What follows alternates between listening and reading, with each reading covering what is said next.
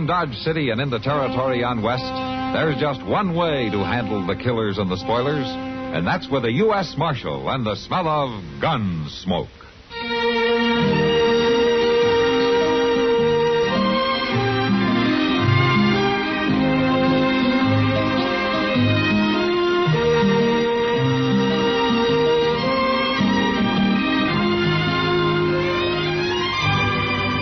Gunsmoke, starring William Conrad. The story of the violence that moved west with young America. And the story of a man who moved with it. I'm that man. Matt Dillon, United States Marshal. The first man they look for and the last they want to meet.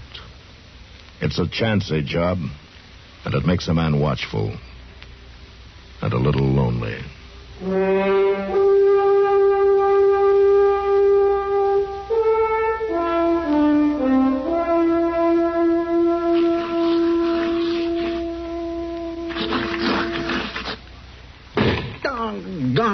What's the matter, Chester? Well, I just can't figure out how he done it, Mr. Dillon. Who did what? Well, that fellow with the medicine show over back of the Dodge house. Oh, that again. Well, Sam and me had it all figured out. Sam would watch from one side, and I'd watch from the other, and when he'd move them 3 walnut shells around, we just knew which one the pea was under. Sure you did.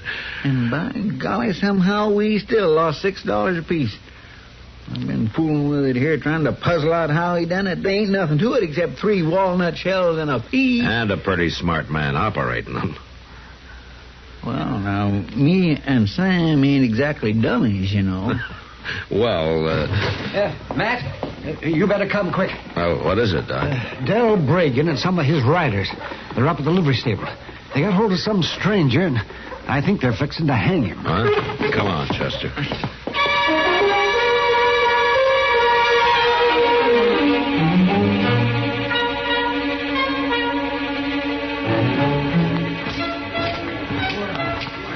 By jing, they mean business, Mr. Dillon. Look at that rope. Yeah. What did they do, Doc, to get Bragan all riled up? Well, I didn't wait to find out, man. Well, it don't take much to get Bill Bragan riled up. That's for sure. Hey, Bragan. What's going on here, Bragan? This ain't nothing the law need bother about, Marshal. Oh? We caught this here saddle bum dead to rights. There ain't no use wasting time on a trial. I see. It looks to me like you've already pushed him around some. Is he conscious? He will be before we string him up. I want him to know just why we're doing it. Doc, take a look at him, will you? Sure, Matt. Just stand back there, please. Let me have room. Now, Bragan, suppose you tell me why you're about to lynch the man. It ain't none of your concern, Marshal. You go on about your business and take Doc with you. There ain't no use patching up a fellow that's going to be dead in 10 minutes anyhow. Hasn't anybody told you we got laws in Dodge City now? Laws for them that needs it. This ain't the first horse thief I've hung. Those days are over, Bragan. And so's the hanging, boys. You come on down out of that loft and you bring the rope with you. Marshal, we caught this man with 2 of my best horses. Blooded stock that's been missing off the ranch since last month. If he's stolen, the law will deal with it. No, Marshal. We'll deal with him. Bragan, you keep your hand away from that gun. I will. When you get out of here and leave us be. You will right now. Here, Chester. Get Bragan's gun. Yes, sir. How's the fella, Doc? Well, he's been beat up some, kicked around a little, but he'll be all right. Then let's get him over to the jail. Say, give me a hand here, will you, Chester? Sure, Doc. All right, you men drag Bragan over there to the horse trough and you stick his head on it. Tell him he can pick up his gun at the jail as soon as he cools off. And another thing. The next time any one of you brings a rope into town, you keep it tied to your saddle. Do you understand?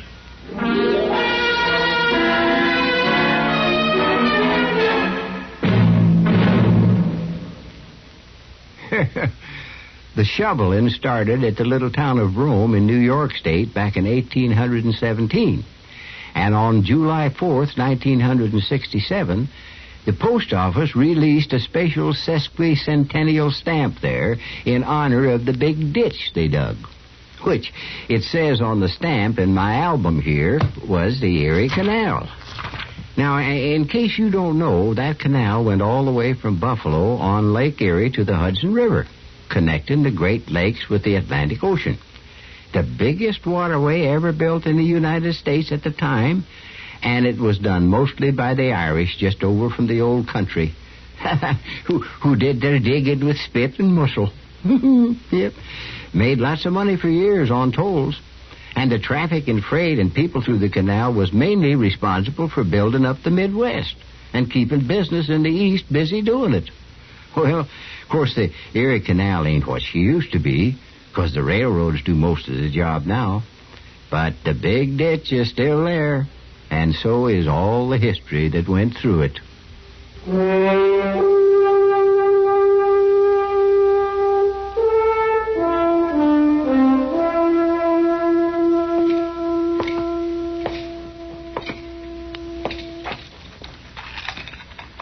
You the marshal? Yeah, that's right. I'm Jesse Hyatt. How'd I get here, Marshal? We carried you here, Jesse. How do you feel? Oh, Marshal, I couldn't feel no sorer if they drove a herd of longhorns over me. Well, it could have been worse, you know. They were fixing to hang you. You know something, Marshal? Dodge City ain't the friendliest town in the world when you come right down to it. Not for horse thieves, anyway. I didn't steal them horses. I tried to tell them that, but they wouldn't listen, especially that red-faced, mouthy fella. Now, that's Del Bragan. They're his horses. I hit town, left the horses there at the livery stable while I went up the street to eat. When I come back, they all jumped me. You did have his horses, though. Who says they're his? Well, I do, for one. I went over and took a look at them. They disappeared off his ranch about a month ago. Well, I don't know nothing about that. All I know is that I bought them, fair and honest. Where? From a horse dealer in Wichita about 2 weeks ago. Yeah? What was his name? I don't know. I think he was just traveling through. He offered me a bargain, so I bought him. I was coming on west, and I needed a pair of good horses. You remember what he looked like? Oh, well, no, not too good. Fast-talking fellow, black whiskers, dressed like most anybody else. I ain't even sure I'd know him if I was to meet him again. I see. Well, I didn't pay him no special mind. There were no reason to. Marshal, I bought them horses, no matter what anybody says. That's going to be kind of hard to prove, isn't it, Jesse? Not if you find that trader I bought them from. Where would you look for him? I don't know. You see, that's what I mean. They're going to have a trial on me? Yeah, Bragan's filed charges. What do you think will happen? Well, kind of hard to say how a jury will figure. I ain't got a chance, have I, Marshal? Oh, there's always a chance. At least you're not swinging on a rope. But tell me, what are you doing in Dodge in the first place? Just passing through. I got an aunt who lives alone upriver. She wrote she needed help running the place. Uh-huh. I'm sorry to bother you, Mr. Dillon, but there's somebody out there to see you. Oh, all right, Chester. Jesse, if you can think of anything else that might help, you let me know, huh? There ain't nothing, Marshal. I'm a goner. We both know it. I think you're kind of rushing things, Jesse. All right, come on, Chester. Yes, sir. Mr. Dillon, it's that young and Adele Bragan. Oh, you mean Tommy? Yes, sir. Ah, hello, Tommy. How have you been? Fine, Marshal. Could I see that fella, please? What fella? The one that Pa tried to hang this morning. That one he treated mean. Like he treats everybody mean. Why, your Pa thinks he's doing right, It Tommy. ain't right to be like he is. I know it ain't right. And someday the devil's gonna get him. Now, Tommy, that... Could I see that fella, Marshal, please? I want to tell him I'm sorry. Well, all right, Tommy. You go on back through that door there. He's in the last cell. Oh, thanks, Marshal.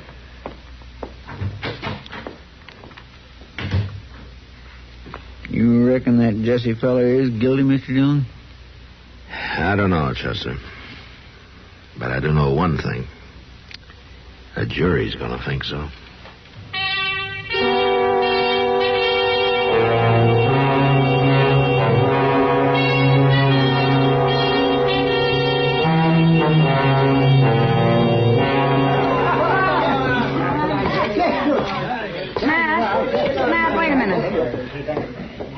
Hello, Kitty. Matt, what's this story Del Bragan's telling? Well, I don't know, Kitty. What story is he telling? About how he's going to take some fella out of jail and hang him if the law doesn't get a move on.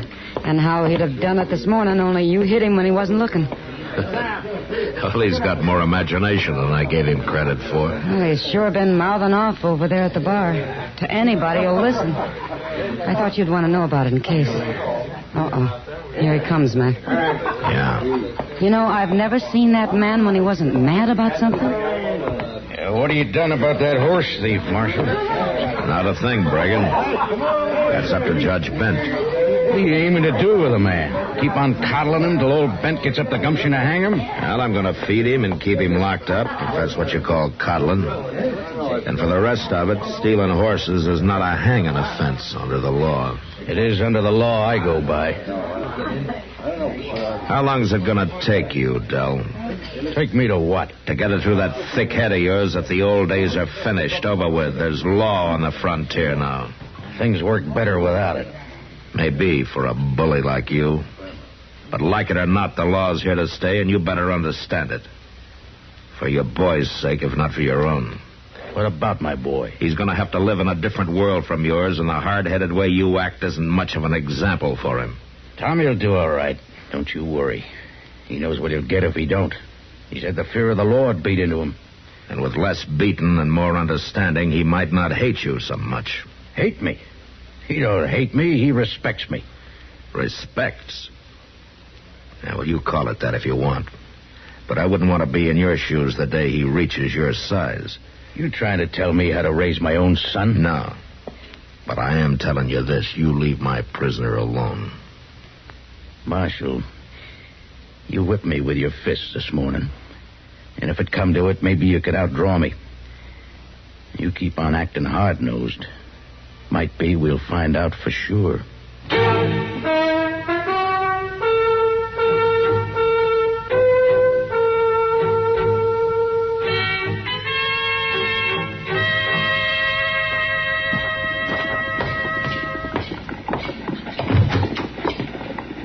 Mr. Dillon? Things been quiet, Chester? Yeah, nary a soul's come near. You'd think this jailhouse had been quarantined for the pox or something. Well, you're lucky. It's given you more time to study that shell game, hasn't it? Sure ain't done no good. I've been at it all evening, and I still can't figure out how that fella skun us. You want to take a few more dollars and go try to find out, huh? No, sirree. I ain't going near that medicine show ever again. Not till payday, anyway. How's the prisoner? Just sleeping, I reckon. I ain't been back. Maybe I better go take a look. No, it's all right. I'll go. Tell you what, why don't you set up the cribbage board and I'll show you another game you can't figure out. Oh, no. Cribbage is something I do know about. Yeah.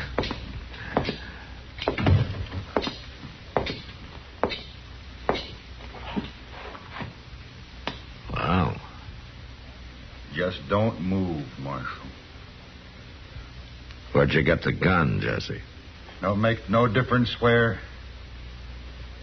You move easy now, Marshal. I'll blow a hole right through you. What good would it do you? You'd still be locked up. Not for long, I won't. Because you're going to let me out. Don't lay money on it. Open that cell door, Marshal, right now. Don't be a fool, Jesse. The worst you'll get now is a prison sentence. You pull that trigger and you'll hang. I ain't going to prison for something I didn't do. You open that door and hurry up about it. Now, give me the gun, Jesse.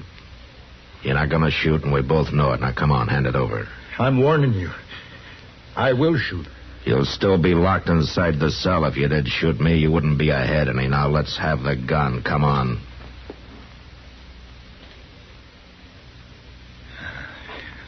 Here. Take it. It ain't got no loads in it. I took 'em out so there wouldn't be no accident. Where'd you get it, Jesse? That kid brung it in this afternoon. He had it under his shirt. Huh? You mean Tommy Bragan? I don't know his name. He said he was sorry for me. And he said he'd come back in the morning about sunup and try to sneak the key out of the office. Real nice kid. Tommy Bragan. I can't figure why he'd go to all that trouble. Not even knowing me. No, I can't either, Jesse. But I'll ask him. when he comes back in the morning.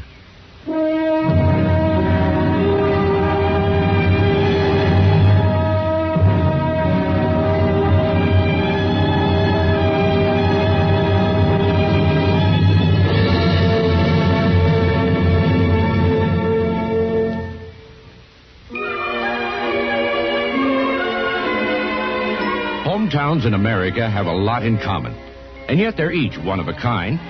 Take, for example, Pittsburgh, Pennsylvania. The Smoky City is smoking less now and enjoying it more.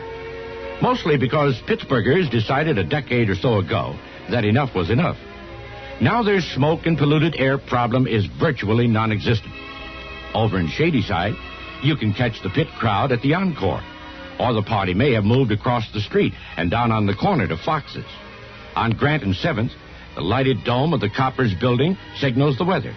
And at Gateway Center, the Monongahela and the Allegheny form the Ohio at the Golden Triangle. Pittsburgh's people meet under the clock at Kaufman's on Smithfield, or lunch at Lamont in Mount Washington. Meanwhile, the Pirates play at Forbes Field. The teens are at McKeesport's White Elephant. Office workers drift in Mellon Square. And the animals nap at Highland Park Zoo. But if your hometown is Pittsburgh, you already know this. We only wanted to remind you it's still there.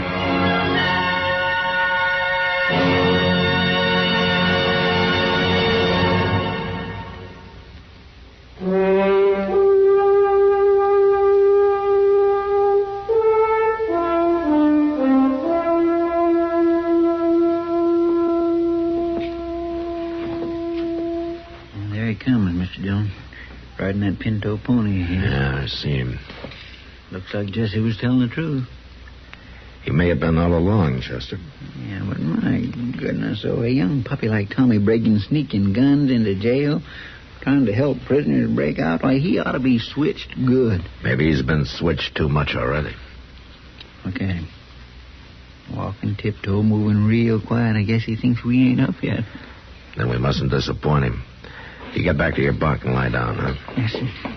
Darn fool kid, he's as bad as his paw. Shh, be quiet.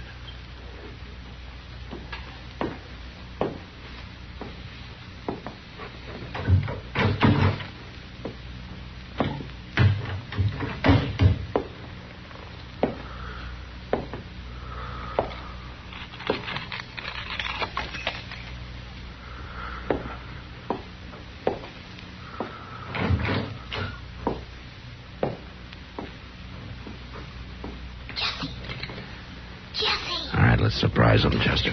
Right. Morning, Tommy. Oh, Marshal, I thought you was...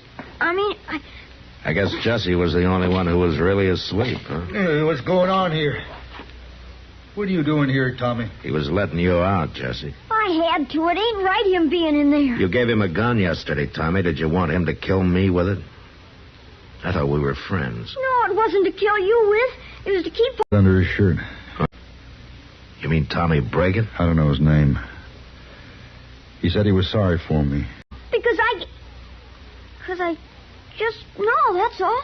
Boy, if you know, tell him who did it. My pa's always beating me, yelling at me. I wanted to get even with him. Get even with him? How? By giving them 2 horses away. Huh? You gave your pa's horses away? I wanted to get even with him for being so mean all the time. Well, who'd you give them to, Tommy? Oh, some fella riding through. He had black whiskers, and hey, he said Marshal, he was heading east. That's the man, Marshal. That's who I bought them off of. Ah. All right, come on out, Jesse. Let's go into the office.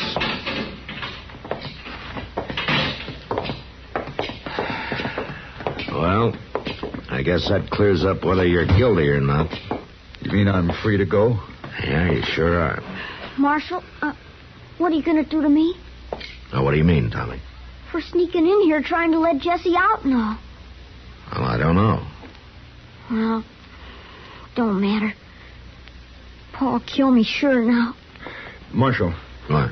I got an idea. You remember I told you how I was headed for my aunt's place upriver? How she's alone, needs help to run things? Uh-huh. Well, she's a good woman, Marshal. Real good woman. Maybe Tommy could stay there until his paw cools off.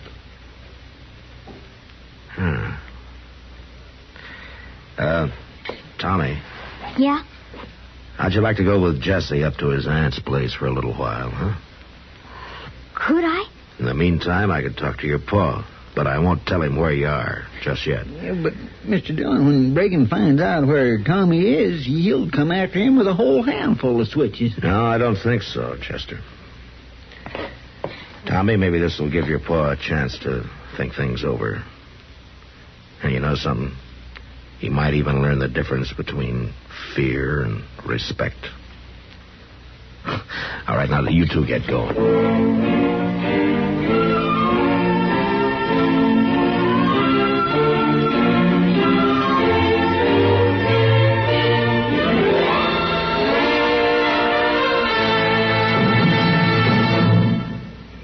With your permission, I'd like to quote an excerpt from a speech by that old political character, Elijah Cuddlestone.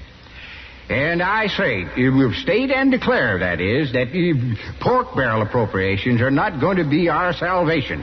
We must, I say, we have to get up on our hind legs. I mean, you stand up and fight for our own improvements. The pork barrel is for loafers. I mean, the greedy and the weak, that is. That term, pork barrel, you know what it means? Well, pork is fat, and fat for hundreds of years has meant plenty, abundance. Ye shall eat the fat of the land. About 100 years ago, in the halls of Congress, fat, meaning lucrative or rewarding, became pork.